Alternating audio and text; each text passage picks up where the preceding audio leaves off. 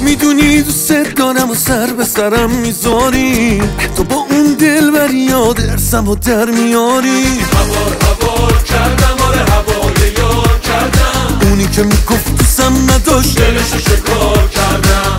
شر و شیطونی و هرچی که میخوایی میپوشی، حرف به خرجت نمیره بس که تو بازی گوشی. هوار کردم، آره هوای یار کردم، اونی که میگفت دوستم نداشت دلشو شکار کردم. تا وقتی عاشقم بشی خودم رو هلاک کردم. با این که نمکی دعوا داری الکی انگار شد خبری، اوضاع شد خطری. من که فرار کردم تو رو بیقرار کردم، الان نمیفهمی چی شد میبینی چی کار کردم. من که فرار کردم تو رو بیقرار کردم، الان نمیفهمی چی شد میبینی چی کار کردم.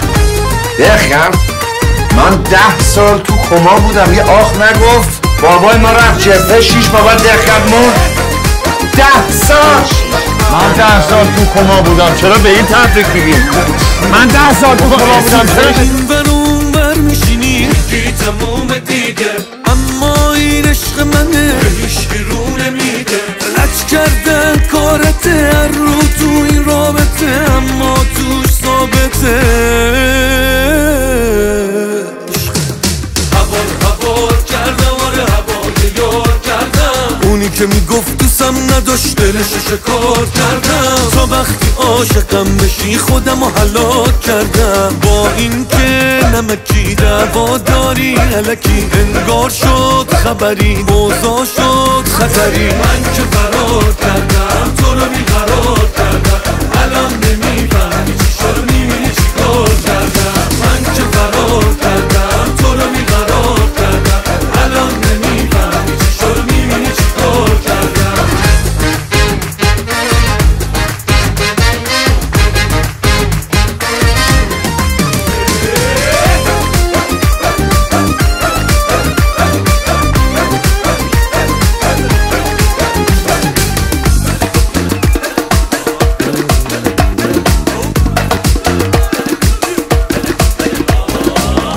فرار کردم تو رو بیقرار کردم، الان نمیفهمی چی شد میبینی چی کار کردم. من که فرار کردم